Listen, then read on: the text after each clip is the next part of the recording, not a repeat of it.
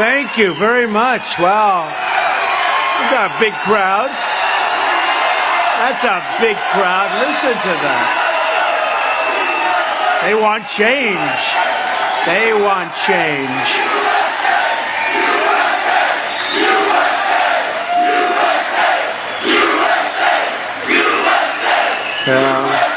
Thank you very much. I appreciate it. We've had a tremendous relationship with New Hampshire. It's just been incredible. And, you know, you want change. That's what this is about. We got to get this government straightened out. There's never been anything like this. But I just want to say hello to everybody. It's a very special group. We've had a special relationship with your state. And I'm pleased to report that I've just come from the New Hampshire Secretary of State's office, where I officially filed for the first in the nation primary. First in the nation.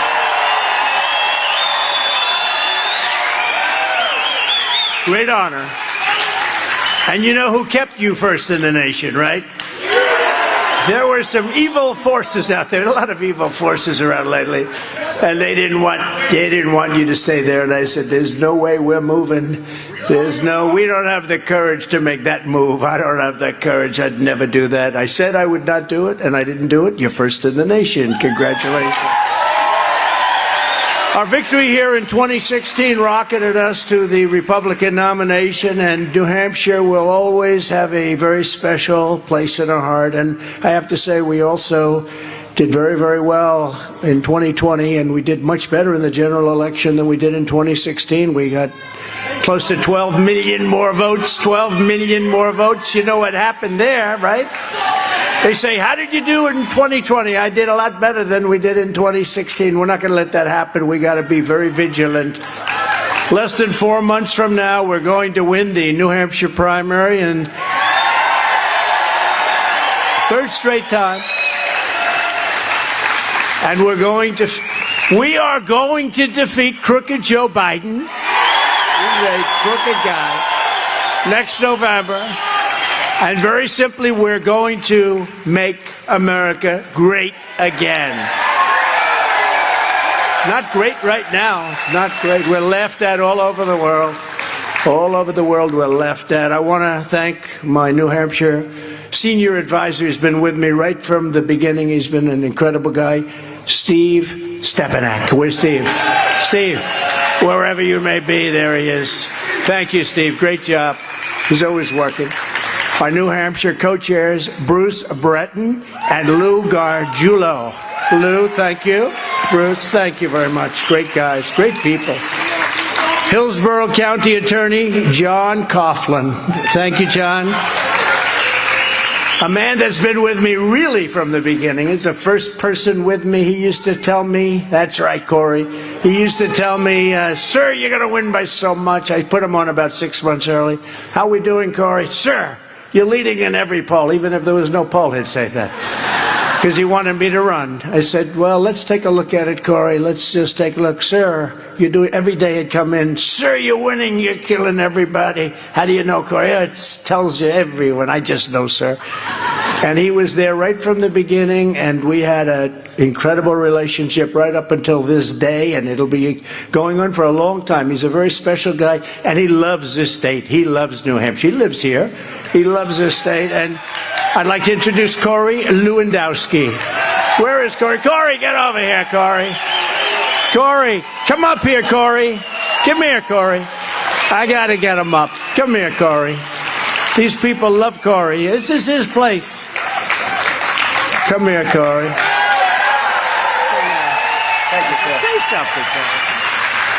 How great is Trump?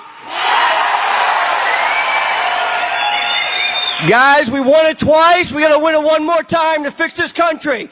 Donald Trump for New Hampshire. Donald Trump for America. Thank you, guys.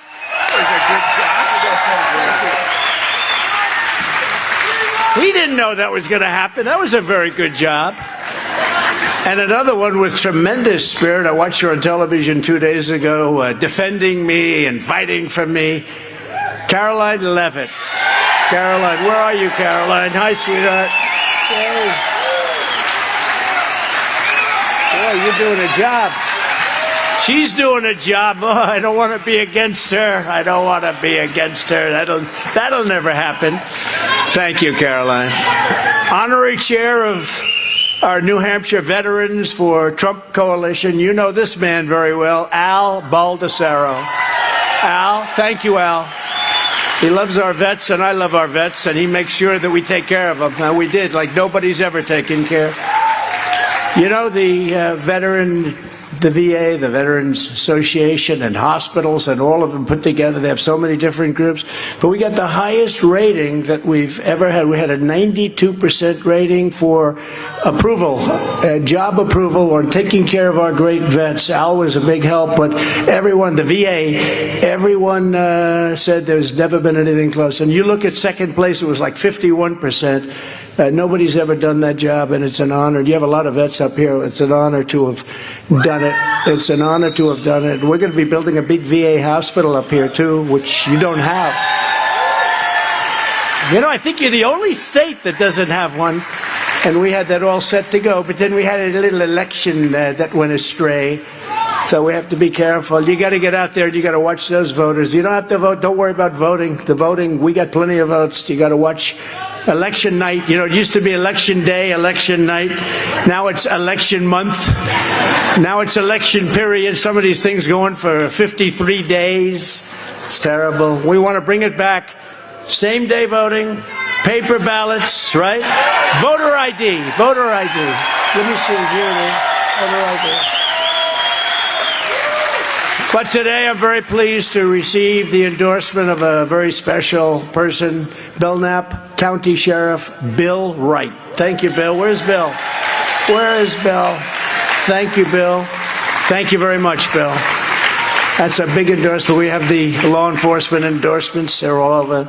They're all over. We love law enforcement. They're greatly respected. They don't know that, but they are greatly respected by the people, by the real people. Greatly respected. Thank you very much, Bill. Appreciate it. 4 days ago, crooked Joe Biden gave one of the most dangerous and deluded speeches ever delivered from the Oval Office. It was disaster. Not only presentation, which wasn't too good, it's the words that were really bad. Less than 1 week after, innocent men, women, children, and babies were kidnapped, raped, tortured, slaughtered in the worst terror attack in Israeli history. It was the worst in their history, actually. Babies, I guess they said 42 babies with their heads chopped off. Think of that one. They don't even want to talk about it. Crooked Joe went before the American people and said that if you want to support Israel, then you have to give a blank check for the proxy war also in Ukraine, having to do with Russia and Ukraine, which is another one, by the way, it would have never happened if we were president. If we didn't have that election, you wouldn't have that. You wouldn't have inflation. You wouldn't have had the attack on Israel. You wouldn't have had a lot of the horrible things. The world is exploding. If you take a look, I mean, the whole world is exploding. You know, I was very honored as a man. Viktor Orban. Did anyone ever hear of him? He's probably like one of the strongest leaders anywhere in the world. And he's the leader of, right? He's the leader of Turkey. Fronts on both Russia. Yeah, you could sit down. We'll be here for a little while. We got plenty of time. What the hell? I'm very honored that you're all standing, but sit down. They'll be standing in a couple of minutes as soon as we say some of the things they like, because they're waiting. They're waiting for that. But Viktor Orban, and he's the head of Hungary, and he runs it tough. Let me tell you, he runs it properly. He runs it strong with crime and everything else. He runs it strong. And he doesn't let terrorists into his country. They said, what do you recommend for Joe Biden if you could tell him anything? I tell him to resign and let Trump become president, because nobody ran. China, Russia, North Korea, nobody ever did a job like Trump did a job. I tell him to get out, let Trump run things like he was doing for 4 years. Little truth to that, maybe a lot of truth to that.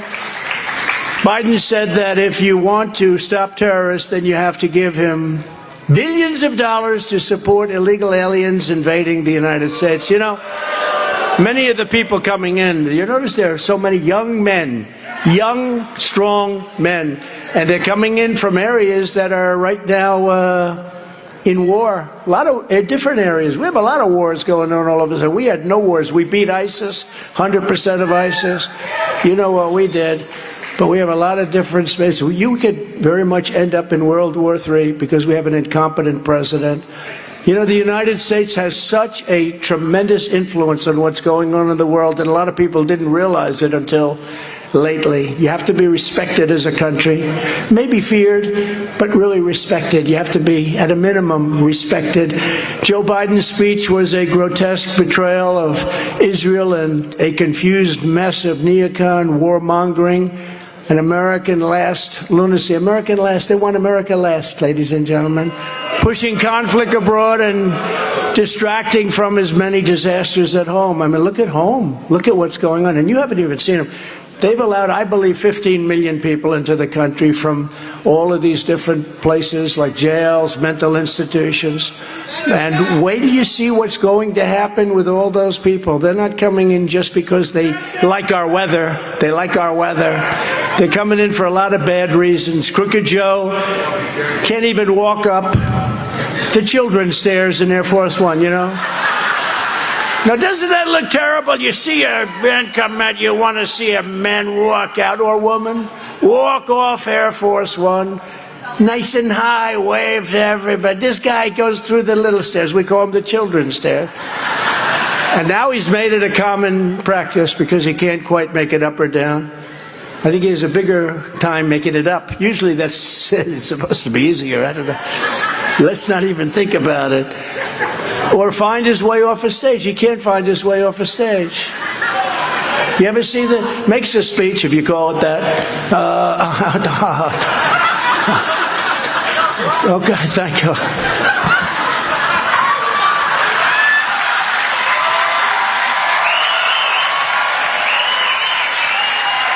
And they're screaming at him. They're saying, no, you got there, you got there. I mean, he can make a bad speech, but you got to be able to see, you know, you came in here, I can even go out there, I see there's an exit there, exit here, you got exits all over. It's unbelievable. And this guy's in charge of the most dangerous time in our history. He's in charge of it. And the weaponry is so massive and so powerful that this won't be World War II or World War I with army tanks running around shooting at each other. World War III will be an obliteration. It'll be something like nobody's ever seen before. And we have a man that's not capable. He's not capable. They're really good at cheating on elections, but that's not him. That's a whole group of radical left lunatics. To every American who's terrified that Crooked Joe's weakness will cause catastrophic global conflict, excuse me, it already is. I make this promise to you as president. I will restore peace through strength, and we will stop World War III. We will not have World War III. And I know all the players. I know them all. I know them all. Because it was Joe Biden with his weakness and what he did with Iran and others that caused the attack on Israel. That's very simple. They would have never attacked. They would have never attacked Israel. Never. Russia would have never attacked Ukraine. You wouldn't have inflation. You wouldn't have any inflation right now. It was energy that went up like skyrocketed. He stopped it. Just no more. Let's have everything. Thank you. He sounds like a good candidate. Who said that? Who said that? Stand up. Let me see.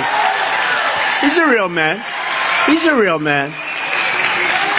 Unlike Joe Biden, I will stand with our friend and ally, the State of Israel, 100%. We'll stand with them 100%.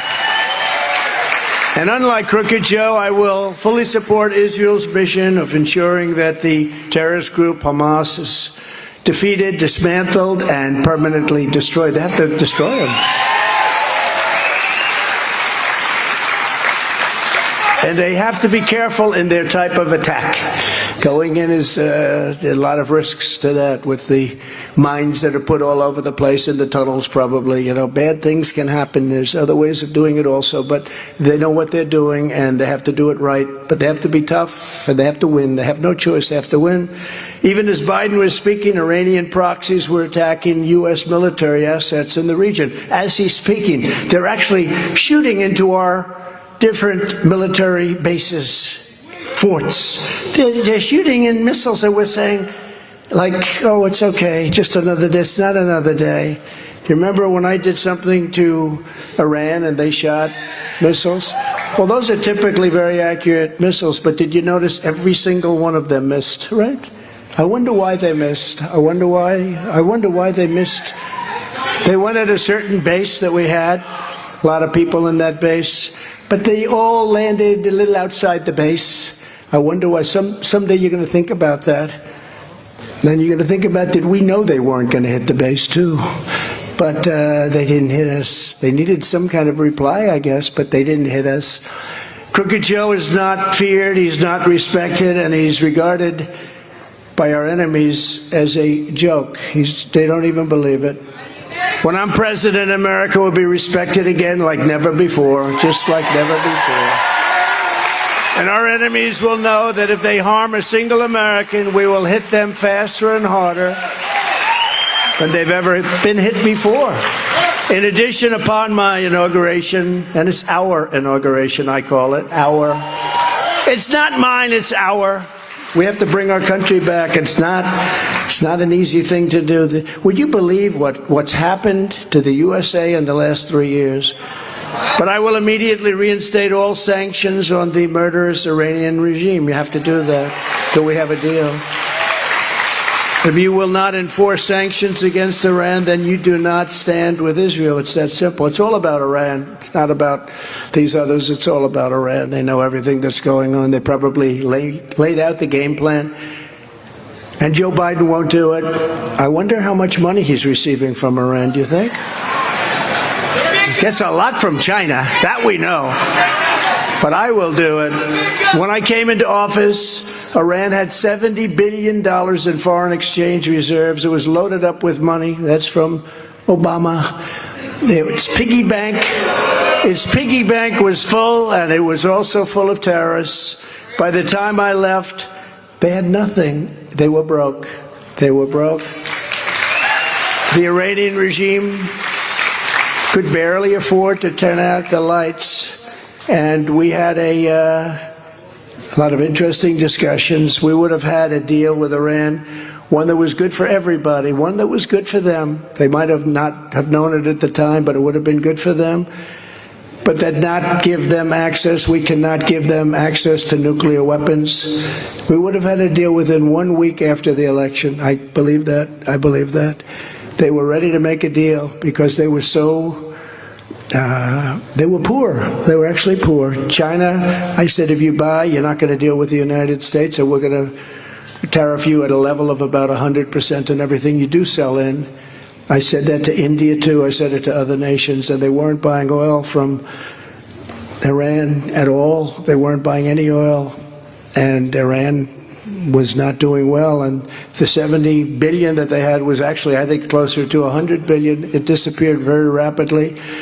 And if you notice, all of the problems, all of the big problems, they all stopped. And I never talked about it during my 4 years, but look what happened. We didn't have any attacks in the United States for 4 years. I never wanted to say it during, because I can't say it. I wanted to for 2 years. I wanted to say, look how good things are. We had the ban, we had the whole thing banned. They said, oh, that's such a terrible thing, a ban from horrendous, dangerous nations. We had a ban. I think that's okay. But we didn't have an attack for 4 years. About 2 days after I left, I said, how good did we do? We did great. We did great because we were respected and probably feared. But the election was rigged and it was stolen. And sadly, Crooked Joe surrendered my tough sanctions immediately to Iran. And now, once again, Iran probably has close to $100 billion to finance terror. And Israel's paying a big price. They're paying a very big price. Iran is a very rich country right now. When I left, they were broke. They were broke. And they would have made a deal very quickly, but now they're very rich, and I think it's very hard to make a deal. The minute I'm back in the White House, not only will I impose the most crippling sanctions in history, we will also unleash the most powerful economic weapon. We will drill, baby, drill. Drill, baby, drill.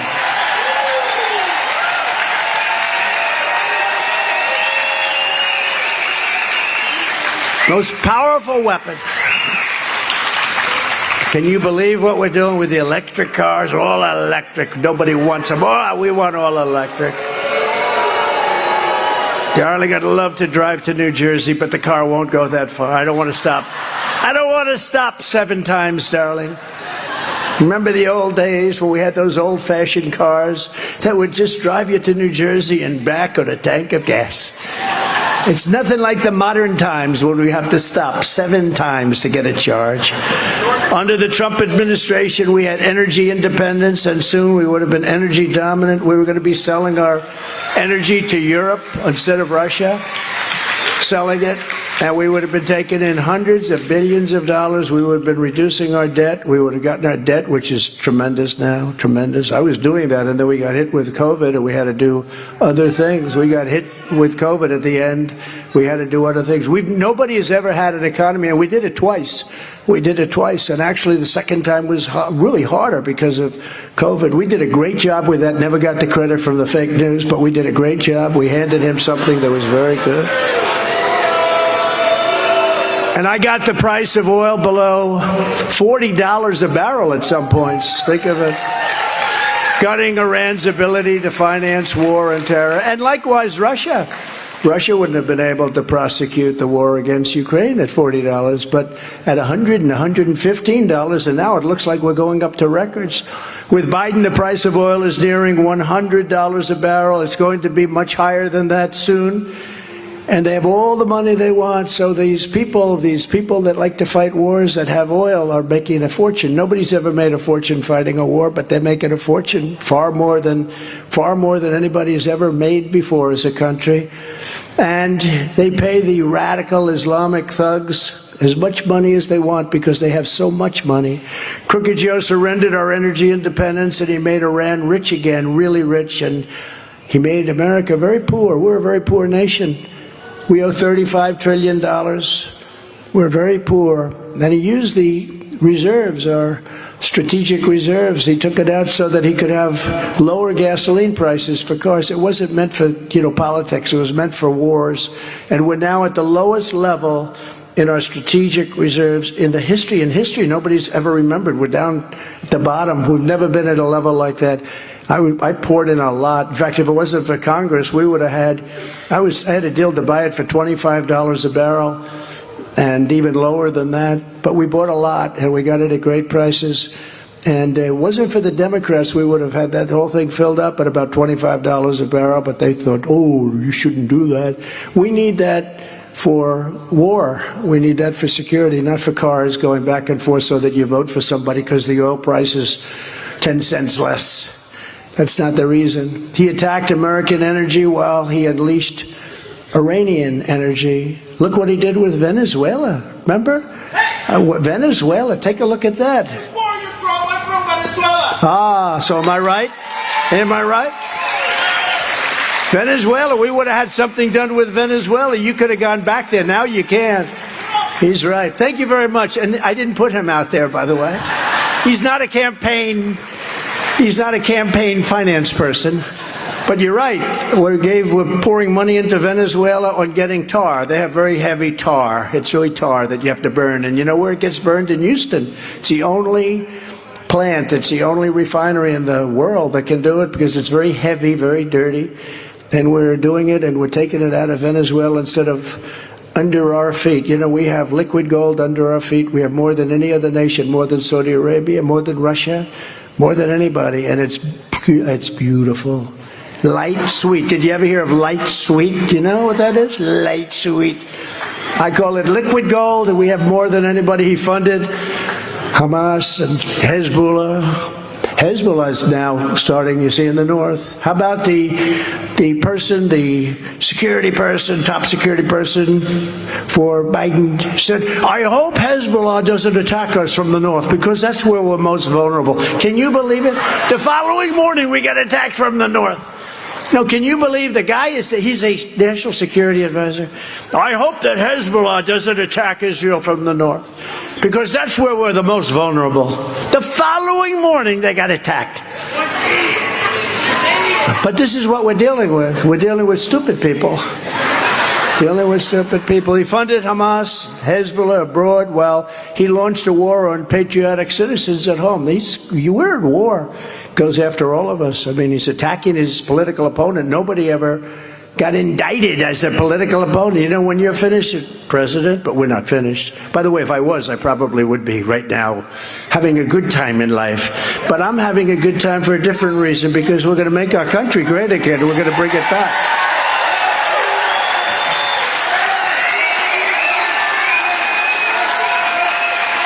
Crazy. Thank you, man. But we'll do the exact opposite. Thank you very much. Appreciate it. The spirit, you know, it's amazing. I was saying coming up, every house has a Trump sign on it, everything, and everywhere. In Florida, we left Florida, Iowa, South Carolina, every place we go, the houses, Trump, Trump, Trump, 2024.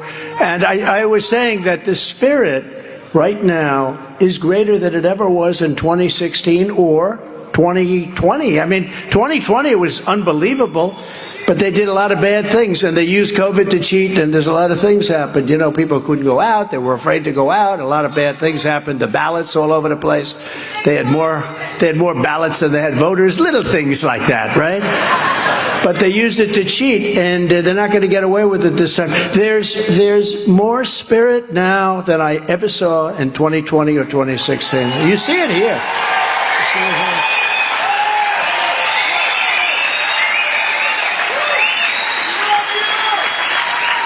And I think the two reasons are, number one, you saw the job we did. We had the strongest border in history. If he would have, you know, he goes to the beach a lot, right?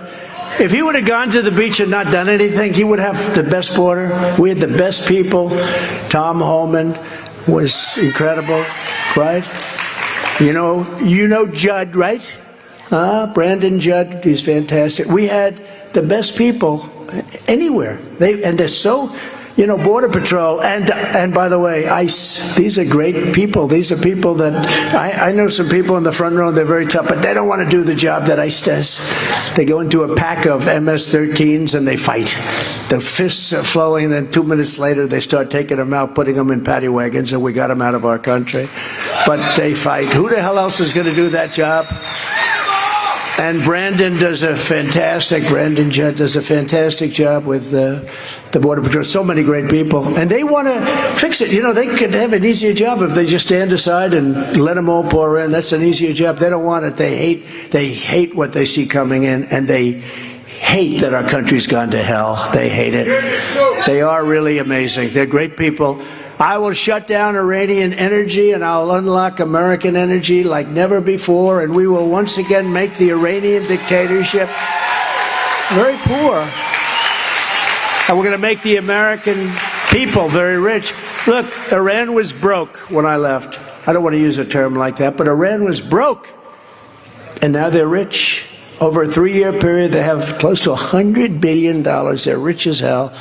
That's peanuts compared to what they need to keep trying to destroy Israel and other things and other people.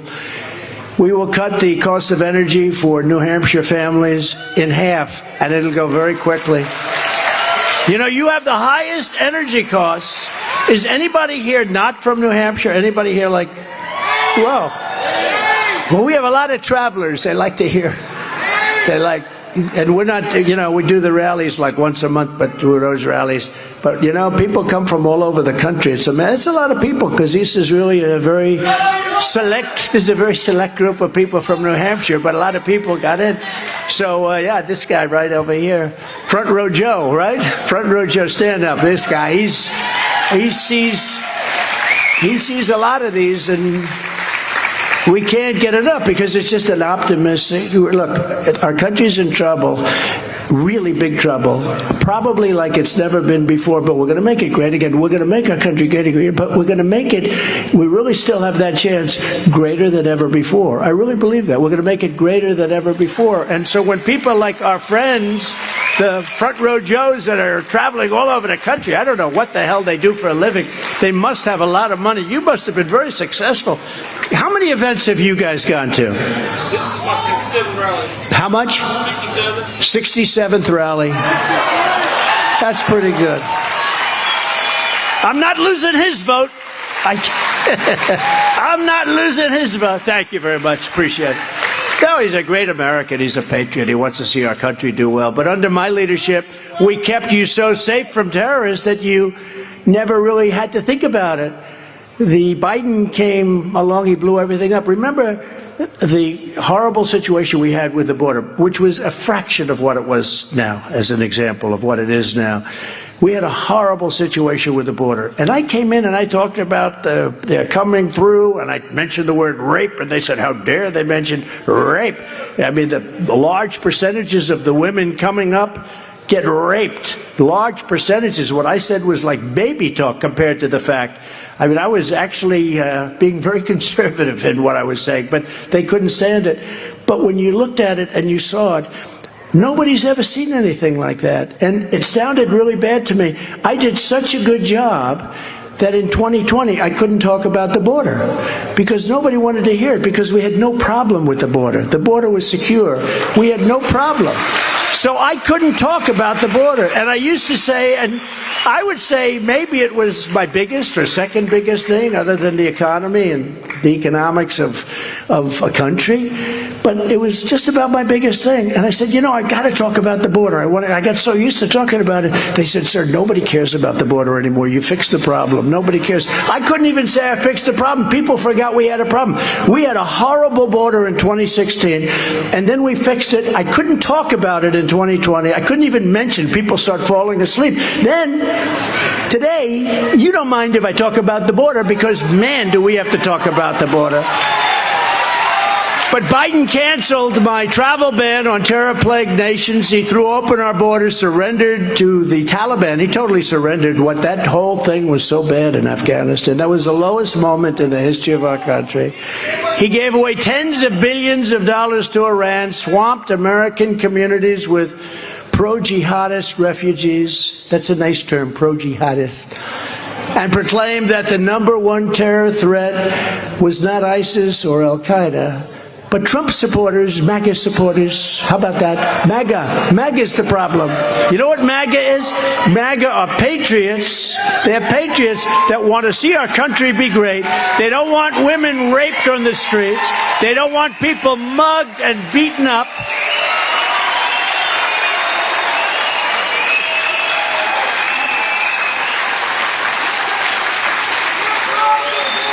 And they're the people you see at school board meetings begging for sanity in our schools. It's an incredible thing. I watched Biden with that one, remember, with the red background, looked like the devil. He had that horrible, I don't know, whoever his set designer, the same set designer does the same set of him on the beach. Somebody thinks he looks good on the beach. I don't think so. He hobbles over, he grabs the chair. You know, those chairs are meant so a child can pick them up. They weigh like they're incredible. You can pick them up like this. He can't see this guy walking around.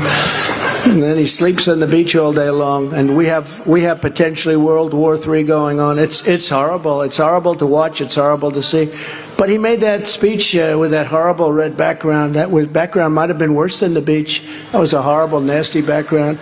And he talked about MAGA, MAGA, MAGA. And if I would have said, what does MAGA stand for? He has no idea. Make America Great Again, right? He has no idea. If I would say, what does MAGA stand for, Joe? You know what he'd say? And then some guy like Chris Wallace would cut you off if it's a debate. Well, that has nothing to do. I said, no, it does. Remember when I said he got $3.5 million with Chris Wallace? How's he doing lately? Not too good. That debate killed him. But what happened is, I said, how come he got $3.5 million cash from the mayor of Moscow's wife? And Chris Wallace said, he's not allowed to answer that question. I said, I think it has a lot to do. And Joe just stood there hoping that Chris Wallace was going to win that debate. But it's terrible because, you know, they're protected by the fake news media. I was proud to say that the fake news media today had the worst approval rating in the history of fake news. 34%. I don't believe it's 30%. I don't believe it's 34%. I don't believe it.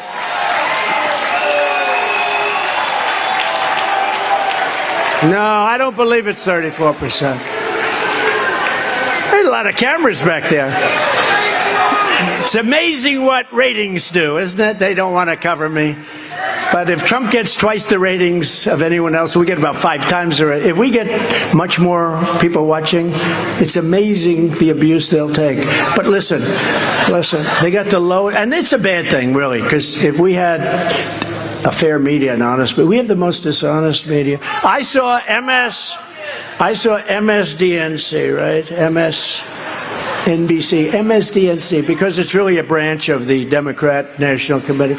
I saw them the other day. Biden made that horrible speech. The delivery was an F, and the content was probably as bad, almost as bad, but the delivery was so bad, and that was it. And I just want to see what they say. What a great speech that was. Isn't it wonderful to have such a wonderful I said, it's crazy. I remember he made a State of the Union speech. It was the worst thing I've ever seen. Stumbling, mumbling, didn't know where the hell he was. And then CNN, I watched CNN to see. I like to see what they do. They said that was one of the greatest speeches since FDR. You know, FDR was a great speaker, right? He was a great speaker. He sat because of a situation, but he was an elegant, beautiful, elegant, and eloquent. That he was a great speaker, and they show him speaking, and rah, rah, America will be great. We were attacked today. You have to understand, now they show this guy who can't put together 2 sentences. And they say, that's one of the finest State of the Union addresses since FDR. And it just drives you wild. Not because of competition, not because of it. It's just so damn dishonest, let's face it. Let's face it. One of the finest since FDR. At least they didn't say Churchill. Churchill was one of the greats. Yeah, no, well, he is. He's controlled by people that surround his desk. I believe that. In short, I would say. But in short, Joe Biden has been a nightmare for Israel and for Americans. He's been, as bad as you could be. But Crooked Joe has been a dream president for radical Islamic terrorists. He's been a dream. He's been a dream, an absolute dream. Look what they've built. Look at the power they have. They send thousands and thousands of missiles every night. Where the hell do they get thousands of missiles? Each one is expensive as hell. No, but think of it. They allowed this to happen. Everything Biden has said for many years has been wrong. He's been so bad on foreign policies. His secretaries of states and the various administrations have said he's a disaster. He has terrible instincts, whether regarding the horrible Afghanistan disaster, Ukraine, our completely open southern border. Who would want to have an open border?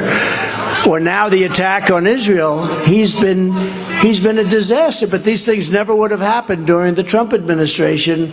Our once great country is in a giant mess. And you just have to take a look at Europe to see what happens if we don't win. Europe is not exactly doing great, because when we do badly, they do badly. We are, in theory, the leader of the world, and we're leading so badly, and they don't care, and they don't respect us anymore. They respected me when France wanted to put taxes on our businesses. I said, you can't do it. And you know the story. I said, you can't do it. There's no taxes on our businesses. Why are you doing that?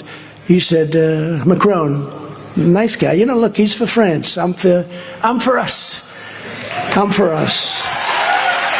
You know how you spell us, right? You spell us, U.S. I just picked that up. Has anyone ever thought of that? I just picked that up. A couple of days I'm reading, and it said us. And I said, if you think about it, us equals U.S. Isn't that? Now, if we say something genius, they'll never say it. We get 25, 30, 40, 50, 80,000, 100,000 people to speeches. They've never said Trump's a great speaker. Never said. I've never heard it. I said to my people, do you think they'll ever acknowledge I must be doing okay? Except I'm a very handsome person, so I guess a lot of you want to sit. They want to sit and look at me because I'm so, like a beauty pageant. No, it's amazing. The other day in Iowa, we had thousands and thousands. You couldn't get them into this big, big room. And Ron DeSanctimonious had like 22 people. And they said, they both spoke, it's incredible. But in Brussels this month, a radical Islamic terrorist migrant viciously shot and murdered 2 Swedish soccer fans and gravely wounded a 3rd person on the way to a sporting event. He did it for fun. He did it for fun. Didn't know him, did it for fun. In France, a school teacher and father of 3 was savagely butchered in a schoolyard. His throat was slit by an assassin shouting, Allah Akbar, Allah Akbar.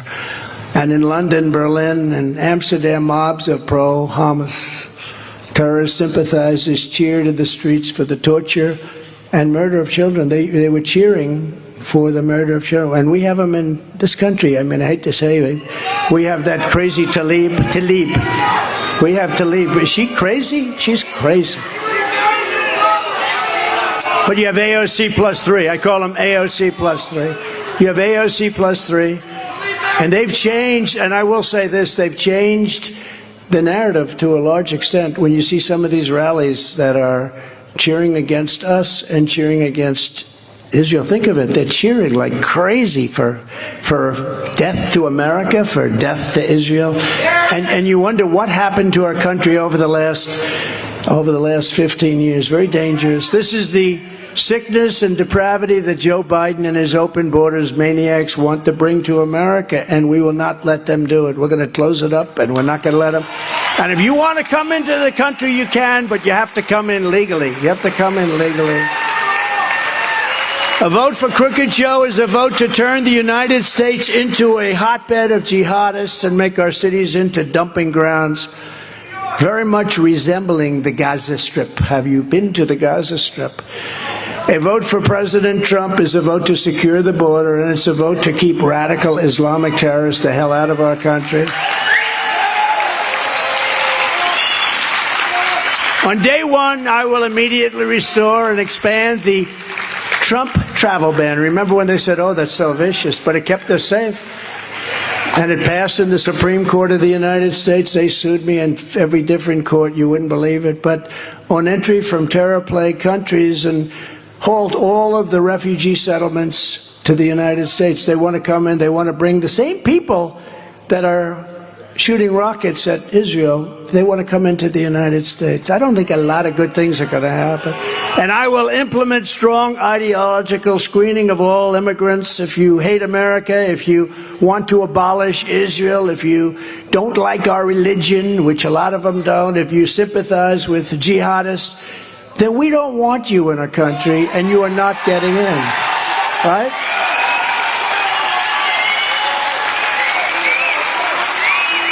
We don't want you. Get out of here. You're fired.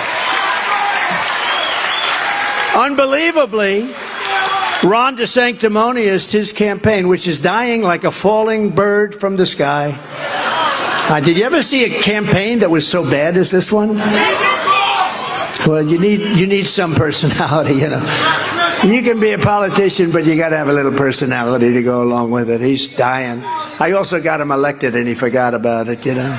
That guy was so dead. I said, Ron, George Washington coming back from the dead couldn't save you. He said, sir, you're very popular in Florida. If you go and endorse me, I'll win. I said, I don't know. Maybe Lincoln, Washington together could help, but I don't think so anyway. But I gave it a shot, because I knew him just a little bit. I didn't even know him well, but he was one of the 150 congressmen that would be on television always fighting against impeachment hoax number 1 and impeachment hoax number 2 and other various and sundry other, hoaxes and scams and shams, scams and shams.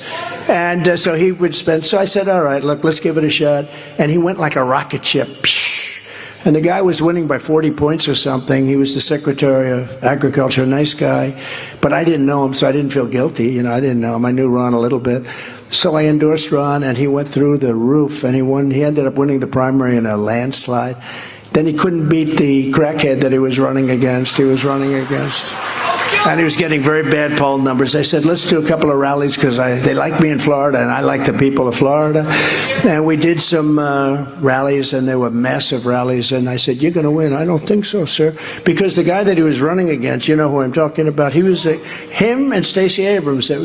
the biggest female in the party, the biggest male in the party, biggest meaning politically, okay? Biggest male in the party. He was going to be president. They said, he'll be president someday. You know, he's a good-looking guy. But he didn't do too well, and Ron just beat him, but he only beat him because of the rallies I gave. And then 4 years later, they say, will you run against President Trump? He said, I have no comment. He said, no comment? That means he's running, right? When no comment. This guy has no comment. You know what? That means he's a bad seed. That means he's not loyal. There's no loyalty. I did a lot for Florida because of Florida more than him, but I did a lot for Florida. I gave them tremendous money when they have the hurricanes. I always made sure it was there right away and all the different things. I love Florida. I do it for you too. I do it for everybody. But when you get somebody in office, that wasn't like I helped him. That was like he was dead. He was at 3% or something. He failed. And the only thing he was successful on is getting me to endorse him. When I endorsed him, he went through the roof. But 4 years later, he totally forgot. So he's a bad seed. So I hit him rather hard. And now he is, as I say, like a wounded and very badly hurt birdie falling to the ground. And the campaign rapidly opposed my call for tough ideological screening on all foreign nationals. He was totally against it. 2 days later, Ron DeSantis flip-flopped and plagiarized my entire plan, just like Bird Brain, the flip-flopped. You know, who's Bird Brain? Does anybody know who Bird Brain is? Yes, everybody. That name is sort of stuck. Someday I'll tell you why. She said, I will never vote against President Trump. I will never run against President. Remember? Leaving the White House. He's one of the greatest presidents in our history. I would never run against him. You know, 15 seconds later, I'll be announcing my run for president. Where do these people come from? And she's not doing well, and he's not doing well. Frankly, nobody's doing well except us. We're the only ones doing well. But she flip-flopped. Last week, you saw that disaster after proposing to flood America with refugees from Gaza. Oh, that sounds like a wonderful idea, doesn't it? So DeSantis and Bird Brain are too weak and too timid, and politically, we need people that are going to defend our country. Our country is in trouble. We need people that are going to defend our country. And I'm the only candidate who says it with relish. I say it with pride. We will put all of us together, but I will be the leader on this, put America first. We're going to put America first. Very simple.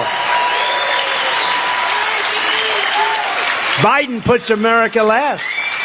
Under Biden, 270,000 illegal aliens were detected charging across our border. It's like an invasion. In September alone, it's a record. Nobody's ever seen it. 270,000, that's larger than most cities. Millions have infiltrated since he took office. I believe the real number is 15 million people. You know, you hear 3, 4, 5 sometimes. I believe the number is 15 million. Many are terrorists. Many of them are terrorists. Other countries are emptying out their prisons, mental institutions, and insane asylums. They say, please, sir, please don't use the name insane asylum. That's Silence of the Lambs stuff, you know? Hannibal Lecter was from an insane asylum. They said, sir, that's very tough. Of course, it's true, right? Yes, it's true, but it's a very tough. I said, then I'll say it if it's true. They're emptying out their mental institutions, insane asylums, their prisons, and their jails. And you have many, many thousands of terrorists pouring into our country. And I'll tell you, does anybody want to hear the snake? Because, you know, we have it. And people, they always want to hear the snake. But I love it. I think it's so emblematic of what we're going through.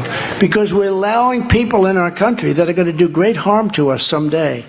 And we're going to get them the hell out. We're going to have the largest deportation effort you've ever seen.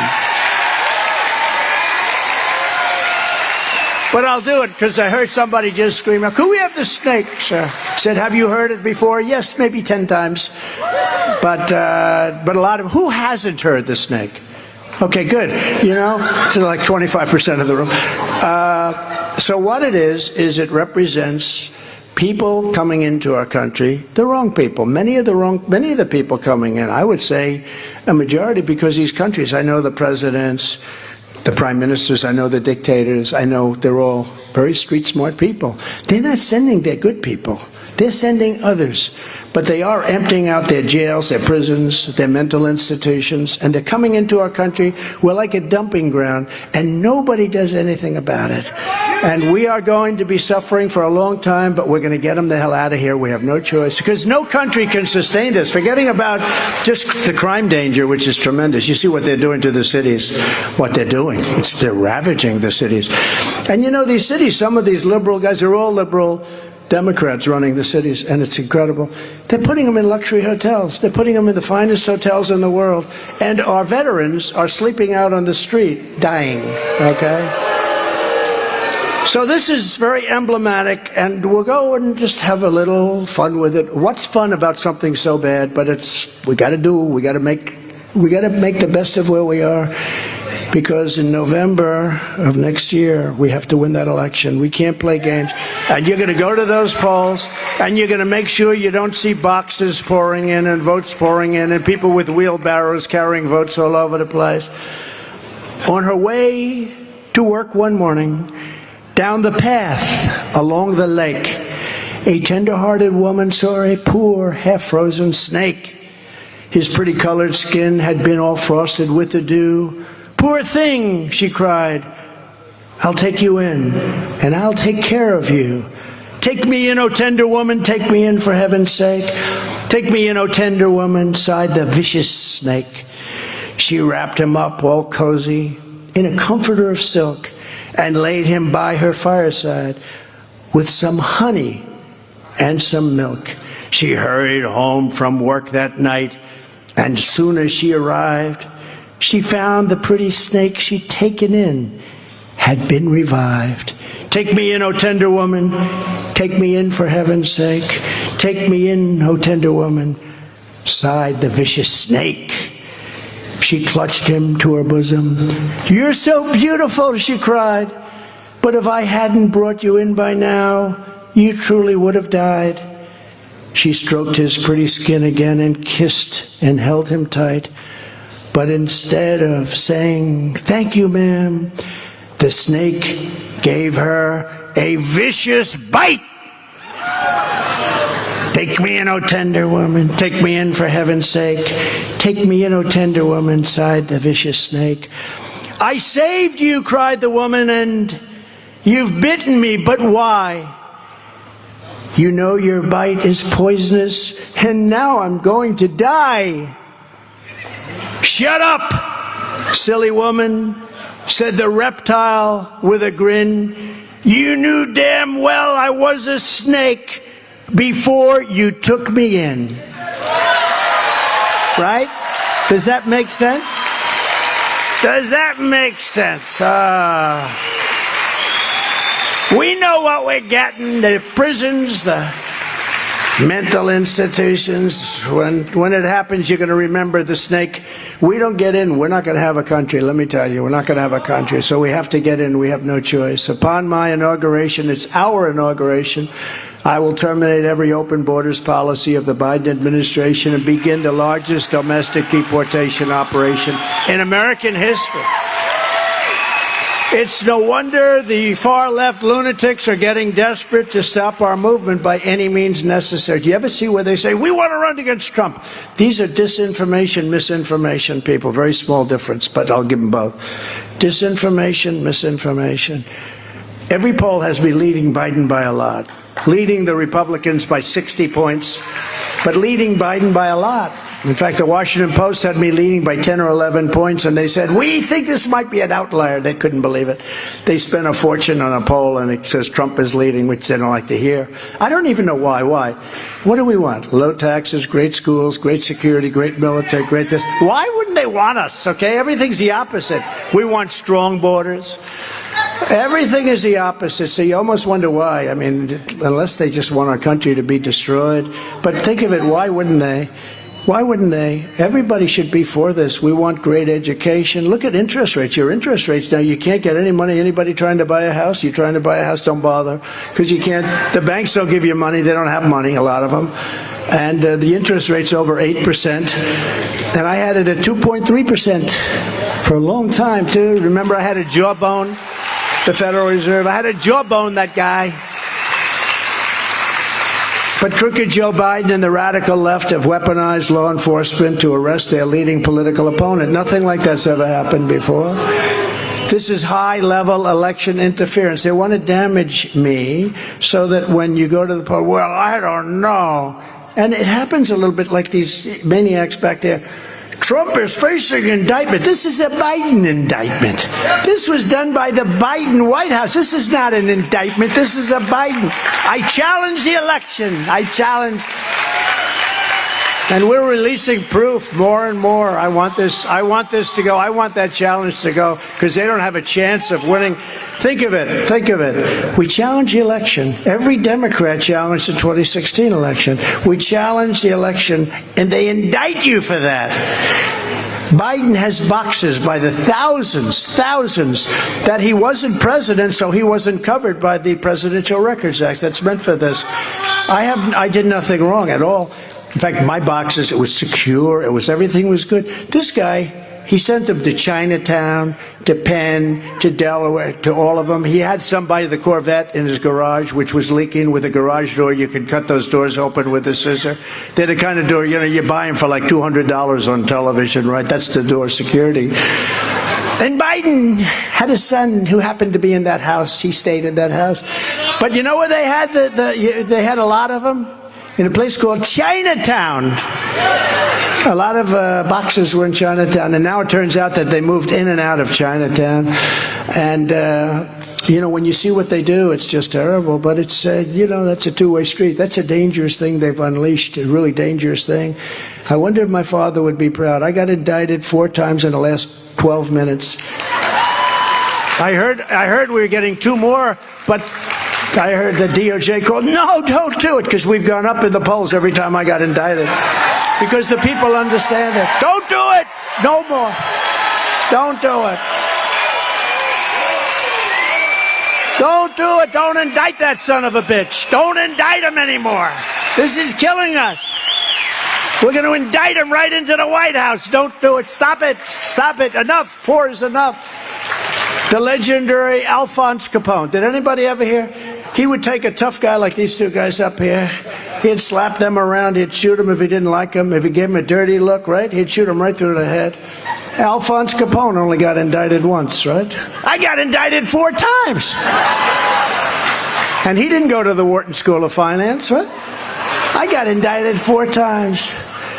But this is high-level election interference, and it's happening for a single reason, because I'm the only candidate they cannot run against. Look, the other candidates say, oh, well, we want to run because we can win. Every poll has DeSantis getting killed, Bird Brain getting killed. They're all getting killed. Every one of them is getting killed. And I'm leading by 10, 14, 12, 9, 4, 2, but I'm leading by a lot. So what they say is, we want to run against Trump. We're dying to run against Trump. Well, if they were dying to run, they wouldn't be indicting me 4 times. They wouldn't be working with the local DA and the local AGs. The beauty from this great AG from New York. She's a real beauty, that one.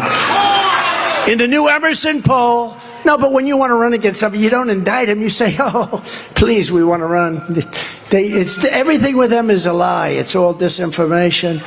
In the new Emerson poll, we're leading the Republican primary field by 51 points. With Trump at 59, DeSanctimonious and Bird Brain now are tied at 8. So they're tied.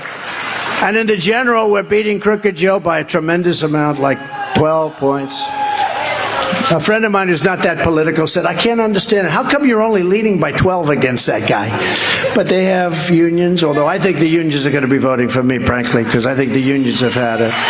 But they have, traditionally, they've had the union vote. They have civil service. They have a big welfare vote. They have they start off with a very high base, very, very high base. That's good. Thank you very much, sir.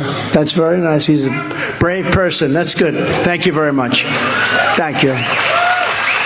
But we're trouncing everybody, and the radical left Democrats, they rigged the presidential election in 2020, and we're not going to let them rig the presidential election of 2024. We're not going to allow it.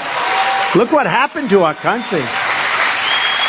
And Washington, D.C., our capital, Washington, D.C., has become a dirty, crime-ridden death trap that must be taken over and properly run with kid gloves and beautiful, and stack it with money and clean it and fix it. I see marble that's got graffiti all over it, and what a horrible, dirty roads. I see roads that haven't been cleaned in 6 months. You'd see containers of McDonald's where the container is 6 months old. Cars have been riding on it, water's been raining on it, and stuff has been laying on the ground. It's 2 inches thick. It's disgusting what's happened. It will be a part of my election, it has been a part of my election platform. I used to run when I was would go out, see somebody, would go to a visit or would go to the airport or something. And every time I rode through, my eyes are watching the medians. Like, you got to fix that median. That median's been broken now for a month. You got to this, you got to that. Why is there rust all over the place? Why is there paper? They'd have people coming after me, and I'd say, you got to clean that. You got to paint that. You got to take the graffiti off of the Lincoln. I'll tell you what, you look at the Lincoln Memorial where I go up there and they had graffiti on it. I said, I want that thing cleaned immediately. Immediately. They want to rip down the Jefferson Memorial. But I would have very open eyes. Being in real estate, I always kept clean properties. I like clean, well-run. Tippy-top, we say. Tippy-top. We want them to be tippy-top. Well, our capital is the opposite of tippy-top. It's a shit house. Horrible. It's horrible. It's so horrible. Our parks are littered and dirty and disgusting, and many, many homeless are living there. We have to take care of our homeless. We have to get them out. This is the capital of, in theory, it should be the capital of the world. It's no longer the capital of the world, but it will be again. It will be again. We want it clean, we want it beautiful, and we want it safe. Last night, 2 people were shot, and that was a good night, okay? Every day, people are being shot, they're being killed, they're being badly hurt in good neighborhoods. In good neighborhoods. We're going to end that. When they started ripping down monuments or trying to rip down monuments, I found an old statute and I signed it immediately and had a news conference, and it said, if you touch a monument, if you do anything to destroy or hurt a monument, even if you don't do it but you're trying to do it, you get 10 years in jail, effective immediately. And as soon as I did that, everything stopped. Everything stopped. I took over a mess. They even wanted to rip down a Lincoln statue. Lincoln freed the slaves. Lincoln was a great man. He was a great president. George Washington, they don't like him either. In California, they have many schools that were named Washington High School. Many of those names have been removed. It's not even believable what's happening. But we will make the Capitol magnificent, more beautiful than it was. We're going to make it more beautiful than it was. I look at the sidewalks. The sidewalks are all cracked and dirty, and yet we spend hundreds of billions of dollars. We spend trillions of dollars giving that money to foreign countries, and we don't even know where it goes. You'll learn where it goes when you see these beautiful 400-foot yachts pulling up to the dock. Someday, how did he make so much money? Let's not talk about it. You'll see what's going to happen. But our sidewalks are broken, our roads are disgusting. You have asphalt that hasn't been changed in 15 years, and it's in our big, beautiful streets with names on them. Pennsylvania Avenue. I did a hotel there, a great hotel. It was a big success. It was a great thing. I did it, and I sold it at the right time, obviously, because people aren't buying hotels there right now. People aren't visiting there right now. It's too dangerous. We have a capital that if you go there, you get shot. And we're not going to have that anymore. So we're taking over. And with this in mind, there's no way I can get a fair trial. I'm supposed to be getting, because Donald Trump challenged the election. So let's put him in jail for the rest of his life, okay? Even though it was a crooked election. Do you ever know, they only go after the people that challenge the results of the election. They don't go after the people that cheated. Those people are free. Those people have no problem. If you want to challenge the result of an election, they hound you. Look what happened this weekend with 2 good people. They hound them and they scare them, but we don't get scared. We don't get scared. I'll tell you what, I don't mind being Nelson Mandela because I'm doing it for a reason. I'm doing it for a reason. Doing it for a reason. We got to save our country from these fascists, these lunatics that we're dealing with. They're horrible people, and they're destroying our country. I talk about threats from within and threats from outside. The threats from within, in my opinion, are far more dangerous than the threats of China and Russia, because if you're smart and you know how to deal, you can hold China and Russia and North Korea. Look at the relationship. North Korea, who's now acting up again, but I had a great relationship. You were not in any danger. If you have a smart person, if you have the right person as president, they are not threats. You can get them to do things. You can get them to spin on tops. But these sick people from inside our country, these fascists and these Marxists and these communists, remember I said, we will never have a nation that's socialistic, right? We will never be a socialistic nation, ever. I said it at the State of the Union, and everybody applauded, but I was wrong. It's one of the only things. Did you ever see where they say Trump was right about everything? I was wrong. We didn't stop at socialism. We went right to communism, Marxism, fascism. We never stopped. So I say that was wrong, because we're not socialistic. Right now, when they start playing with your elections and trying to arrest their political opponent, I mean, I can do that too. I can, if I win, which I hope we do, because we're not going to have a country, but if I win, I could then say, I don't know, this guy, this Democrat's doing great. I don't like the poll numbers. Attorney General, come down, arrest that guy, will you please? Give him a subpoena. Indict him. That's the end of him. This is the first time in history that somebody's been indicted and his poll numbers have gone up. When you get indicted, it's true. Because the people understand it's bullshit. It's bullshit. They understand it.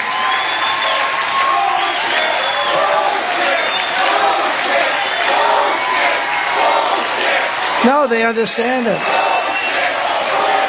But if you're more of a normal politician, let's say you're a congressman, you're a senator, you're anything, you don't have a big voice. We all have a big voice, so I can explain what it is and you can make your own determination. And by the way, even the lawyers say these indictments are, it's ridiculous.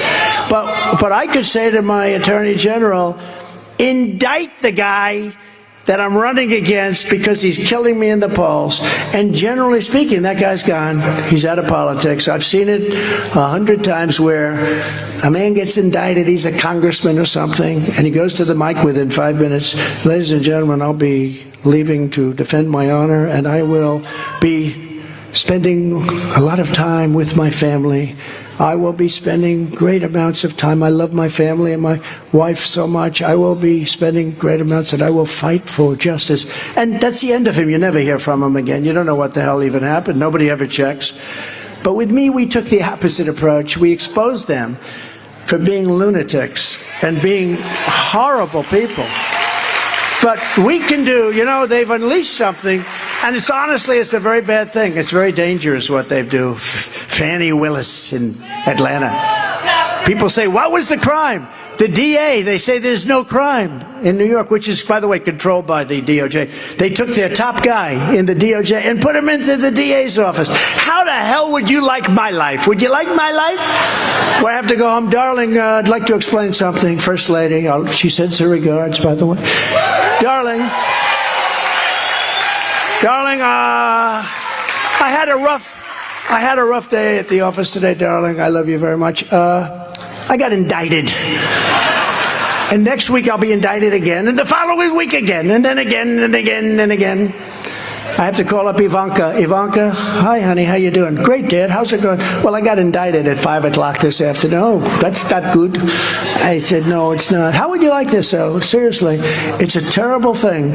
And I try and take the light side of it, but it's a very bad thing for the country. It's very dangerous, very, very dangerous. And think of it, got indicted. Every one of them is just ridiculous. But think of it. Thank you. Because if I said it twice, I'd get in trouble. But think of it. Got indicted for stuff that they've been doing for years. Did you ever hear Maxine Waters and these people talk? The way they talk, we're going to this and we're going to that. I won't even say what she says. Because you know what they'll do? They'll say, I said it. They'll take the Maxine Waters off and they'll just have me say what she said. They'll say, he said that. But that's what they do because they're fake news. But did you ever hear some of these people talking about the viciousness? When you see them in a restaurant, you go in there and you know what you do to them, right? If I ever did that, problems. And then remember when Biden, I'd like to take him to the back of the barn. I dream of that. You know what I do with him? Oh, I dream of it.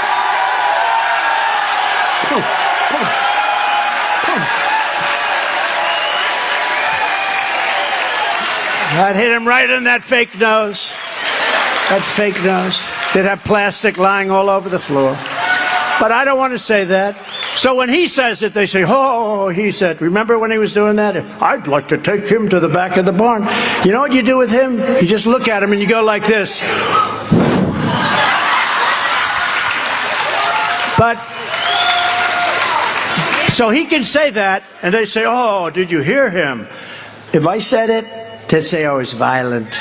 I was violent. There's two standards of justice. It's a very bad thing, but it's a very unsafe thing for our country, very bad thing for our country. And the fake Biden-inspired fraud case, as an example, against me, brought by the corrupt Attorney General of New York State, Letitia Peekaboo James.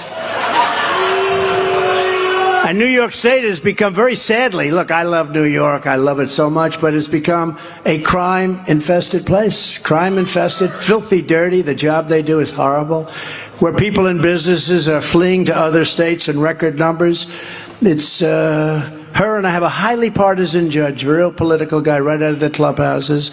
And he's been overturned many times by the appellate courts. And he defrauded me. They defrauded me. Because I have a house that's very valuable, and they try and make it like I'm increasing values. And honestly, it's a very conservative number, but they valued a house that's worth 100 times more than the number they use. Let's say 50 to 100. They valued it at $18 million, and people say it's worth anywhere from 50 to 100, and maybe even that more. They defrauded me, and he called me a fraud. Before I even got to court. I said, how the hell can a guy do that? Called me a fraud before I got to court. So my assets are worth much more than listed on the 100% disclaimed financial. You know what a disclaimer is? You have a clause up front. It says, do not believe these statements. They were made by management. They may be high, they may be low, they may be this. But do your own due diligence, do your own research, do everything. Do not believe a word in them. So we have, number one, statements that are the financial statements are less than the actual values by a lot, by a tremendous amount. That's number one. They said it was just the opposite. She campaigned, I will get Donald Trump. She didn't know anything about me. I have the greatest assets, like the hotel. I have it listed for X dollars. I sold it for much more than I have it listed for. All my property. I built a great company, cash, very little debt, all the stuff. And I have this monster going around in court, and she's got a judge that wouldn't change. He wouldn't give it to the commercial division where it belonged, but it really belonged nowhere because it should have never been brought. This was a case that should have never been brought.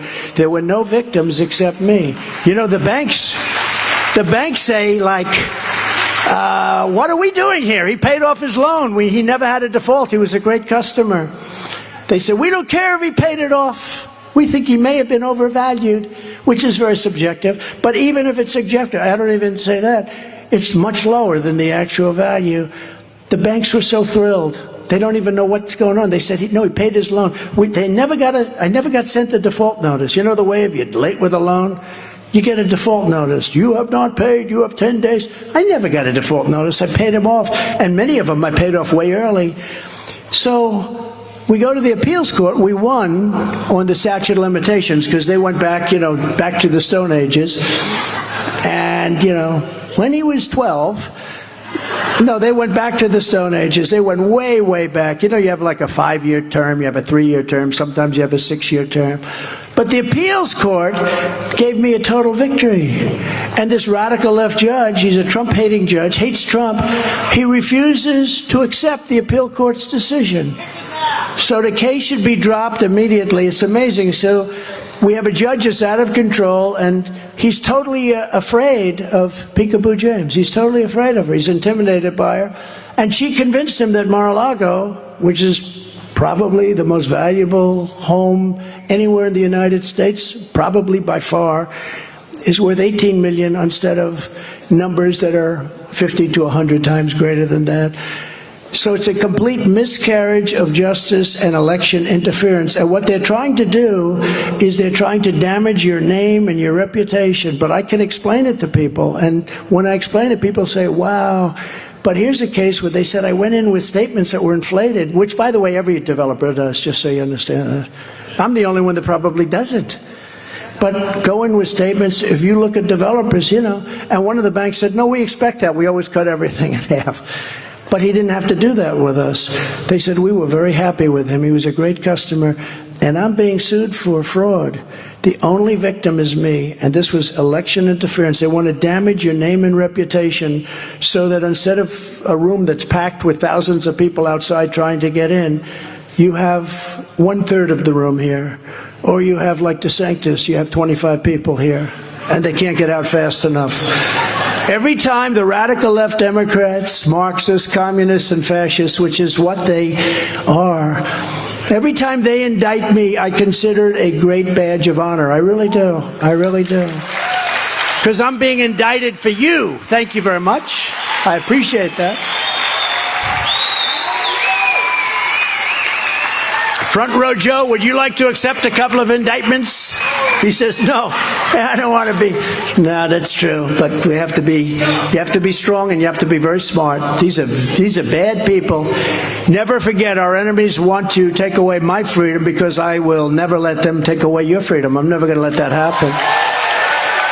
They want to silence me because I will never let them silence you. And in the end, they're not after me, they're after you. And I just happen to be standing in their way. That's all it is. That's all it is. They never had anything like this. They never had anything like this. They still haven't recovered from 2016. So they cheated like maniacs in 2020, but they still haven't recovered from 2016. They have a thing called Trump derangement syndrome at a level that nobody's ever quite witnessed before. Together, we created the most secure border in U.S. history. We built nearly 500 miles of border wall, actually more than that. And when I said Mexico will pay for the wall, they largely did because they supplied us with 28,000 soldiers free of charge at our border. You know that, right? You remember I said they pay? Well, there's no way they can actually pay for it legally because they can't say, here's a check for a wall that we own. Just no way you can do that. But they paid much more than that because they gave us 28,000 soldiers free of charge. And they did a very good job.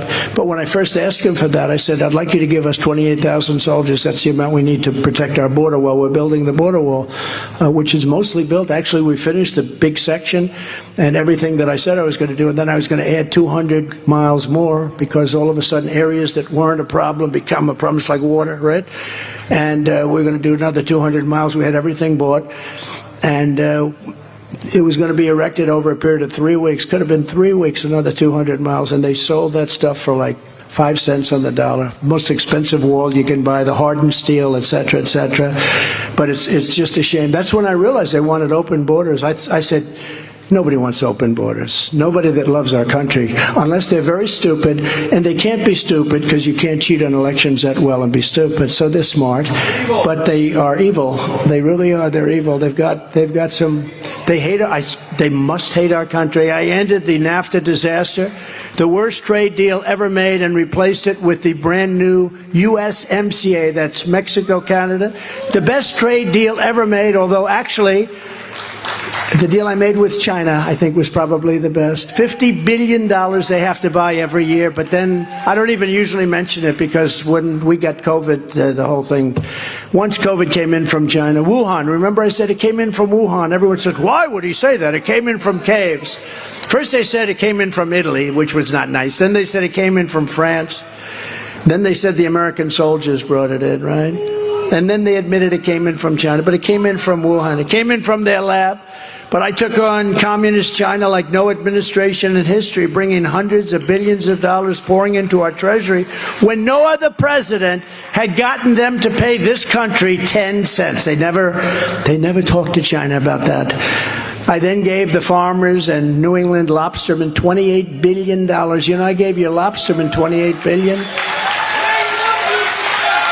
And you know the ridiculous 500 square miles of the ocean that they wrote off? They said you can't go fishing there, you can't go for lobsters, you can't do anything on this piece of ocean that was fine.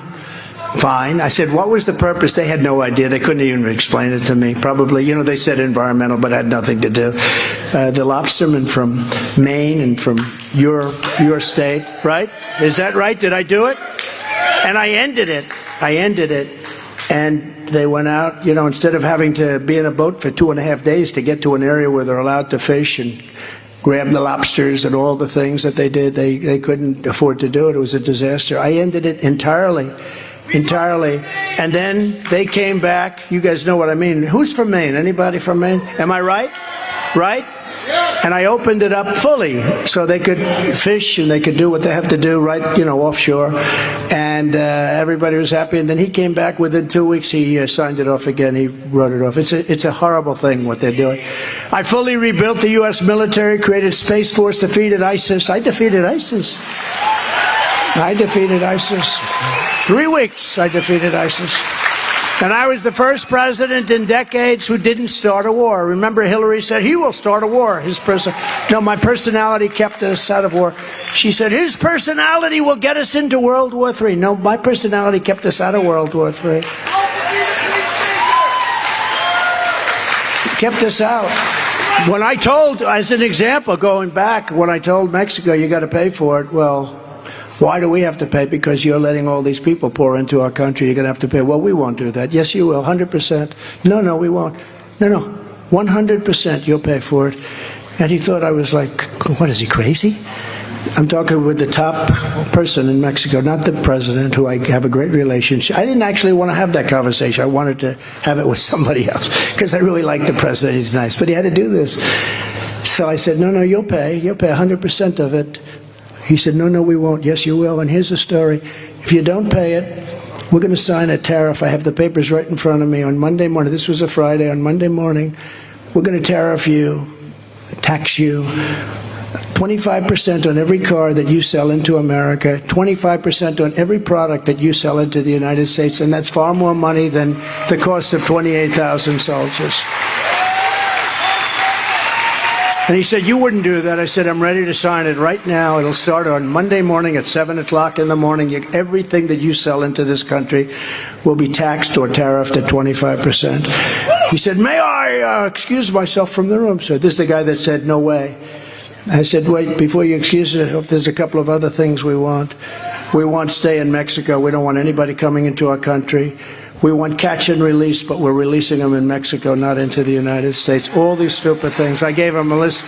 Sir, I'd like to come back to see you in a few minutes. Do you mind if I make a call? So obviously he went call the president. He came back and, sir, it would be our great honor to supply you with 28,000 soldiers. We got 28,000 soldiers. It took me 20 minutes. 20 minutes! Then they say, oh, Mexico didn't pay. Mexico paid a fortune for that wall. When they tell you Trump didn't get the money, remember I used to say Mexico will pay for it. Well, that's what I did. This is something they could do. And their soldiers were tough, too. They weren't as politically correct because our soldiers, they want to arrest them if they raise their voice. You know, they raise their voice. I'm sorry, sir, you're not allowed to come in. He's harassed me, and they want to arrest our soldiers. These people are crazy that we have running our country. But I negotiated peace deal after peace deal, and I brought our troops back home from Syria, from Iraq, from the fight with ISIS, from other countries. I got rid of ISIS because I got rid of the previous rules of engagement. They had rules of engagement. If they'd meet a nest of ISIS, like 25 people that are vicious killers, they'd have to call the White House to get approval to do what they had to do. And so I get in there, the first night I'm in there, I get a call at 3 o'clock in the morning. Sir, there's a colonel on from Iraq, and he'd like permission to wipe out a nest of very bad people. I said, does this happen often? Yeah, no, Obama wanted them to call, because sometimes they wouldn't give permission, sometimes they would. But I said, let me ask you, Colonel, where did you go to school? Sir, I went to school at West Point. And you studied military and you're really good at it? Yes, sir, I'm good at it. I'm a warrior, sir. And then I speak to other people too, a captain, a lieutenant. You know, they were calling and I talked to them. I said, where'd you go? I went to West Point, sir. Or I went to Annapolis sometimes along the shore. They had such incredible weapons. And I went to Annapolis, sir. I was first in my class. I said, wouldn't you be better off making a determination as to what we do with these people? Yes, sir. Anyway, I gave them the right to make their own determination, which is and within a period of 4 weeks, it was over. It was over. We also had somebody that, you've heard that story, but General Kane, Raising Kane.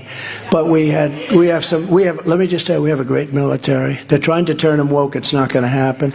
But we have a great military, and it's really worked. But, you know, we had some bad leaders recently. We had leaders that are, I call them television generals, but we have great generals there. We have great admirals.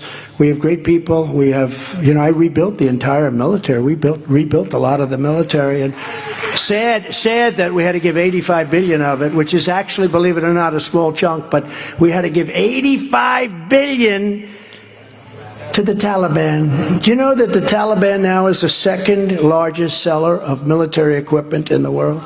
They're selling the 700,000, because they don't need 700,000, they probably need 10,000 guns and rifles. 70,000 trucks. If anybody owns a beautiful used car lot in New Hampshire, if you have probably 200, it's a lot. That the inventory is too big, you're doing something wrong. 70,000 trucks and cars and vehicles, many of them armor-plated, many of them costing over $1 million each. We left it all behind because we're stupid.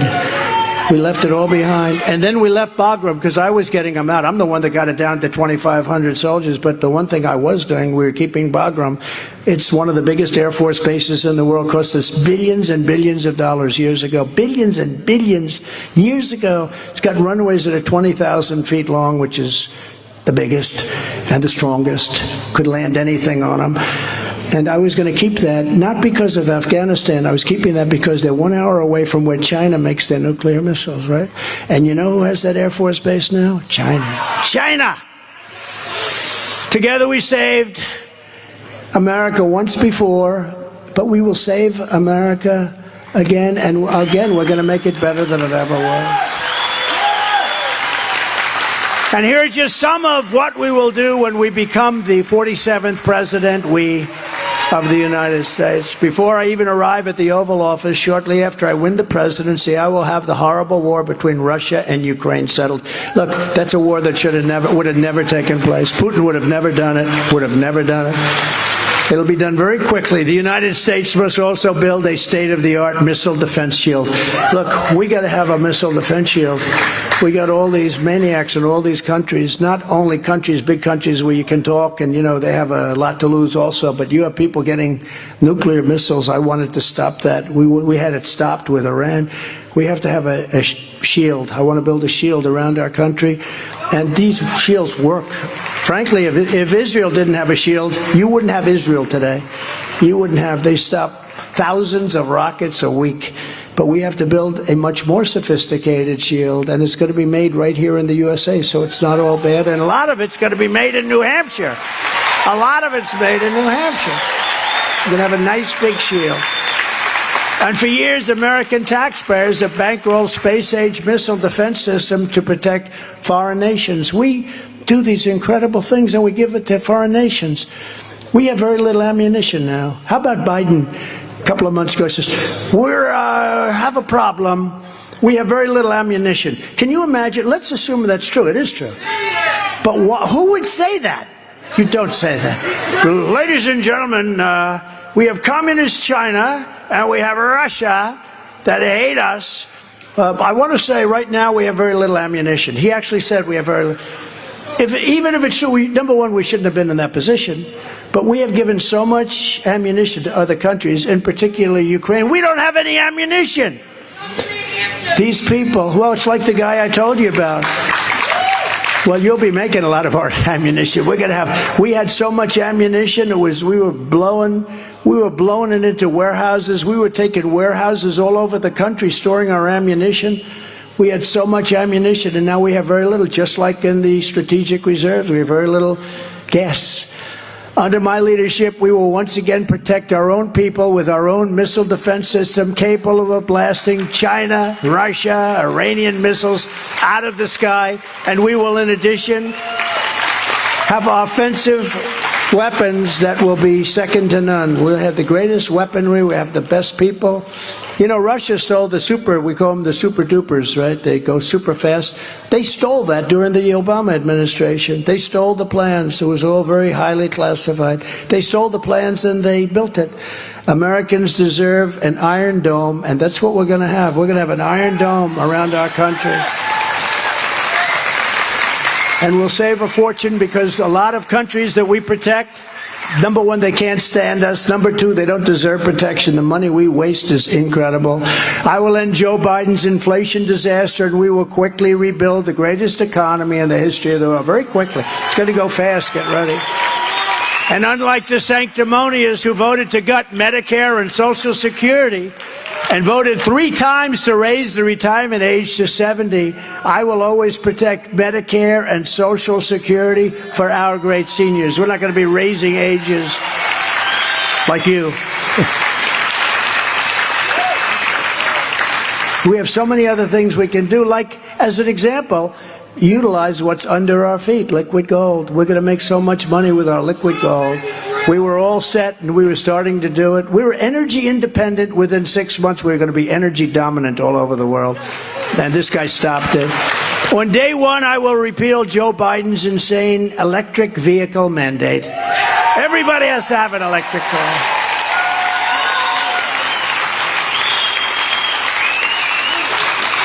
Under a Trump administration, gasoline-powered engines will be allowed, but child sexual mutilation will be banned. Can you imagine having to say that? Now, can you imagine having to say it? Can you imagine 15 years ago if you had a politician? Can you believe I'm a politician? I got to say I'm a politician, I guess. But can you imagine you had somebody up here running for office and he said, we're going to ban child sexual mutilation. Yes! People would say, is this guy crazy? Of course so.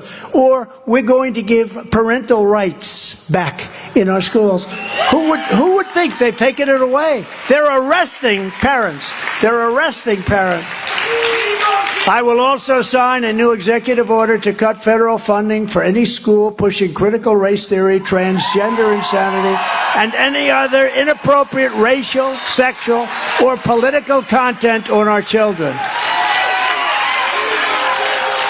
And I will not give 1 penny to any school that has a vaccine mandate or a mask mandate.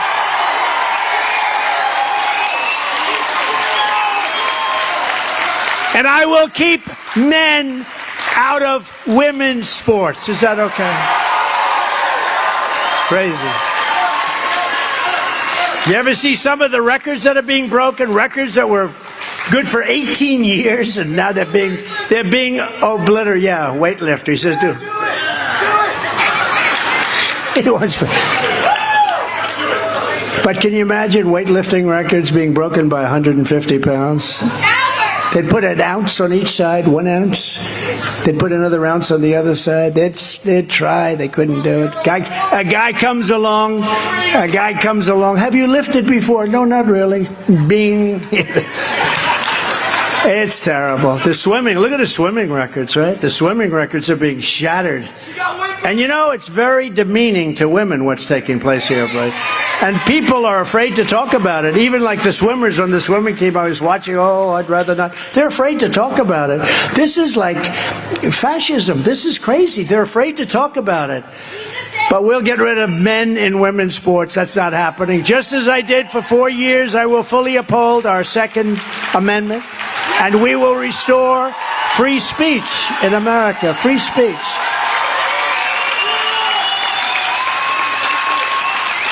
And along with our borders, probably the most important thing of all, we will secure our elections. Because if you don't have borders, and if you don't have fair elections, this country will not survive. No country can. Our goal will be one day voting with paper ballots and voter ID. But until then, Republicans, you have to get out.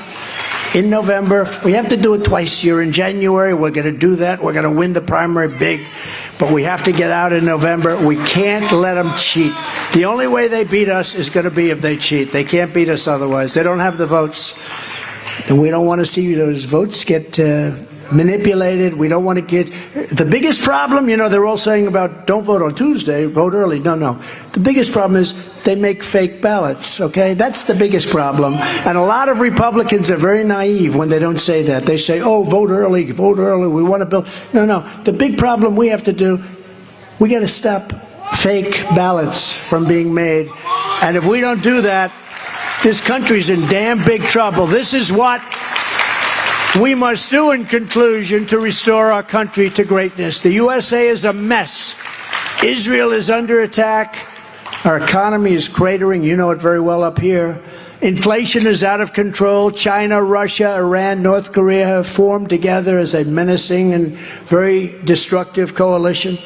Our currency is crashing and will soon no longer be the world standard, which will be the greatest defeat of our nation in over 200 years if we lose our currency. And that's happening the way it's going right now with all this money that's being printed and horribly just handed to everybody for Green New Deal. Green New Deal is going to put you out of business. Just ask Germany, ask other countries that have gone a little bit that way. They're all building coal plants now because they were dying. They were going to die.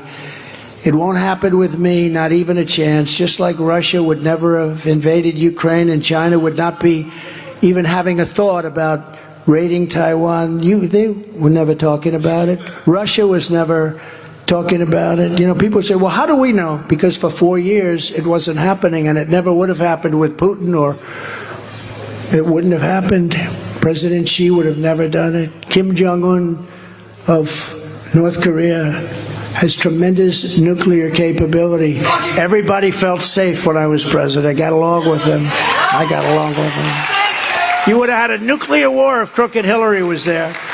You would have had a nuclear war, the likes of which you've never seen. And by the way, he's getting very anxious again. He thinks Biden is a total, I won't tell you the word he used, but a very bad word. And you better be careful.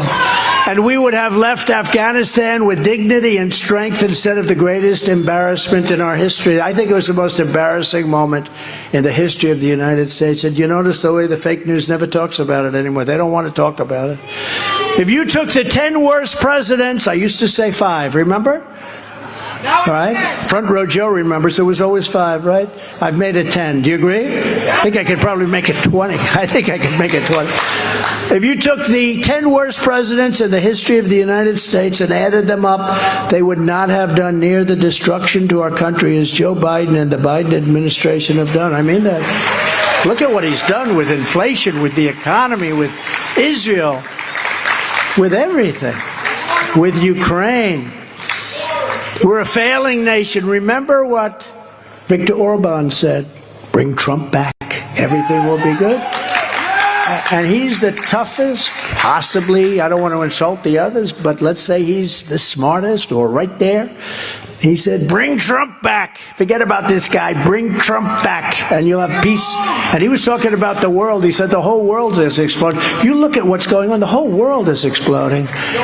We're a nation in decline.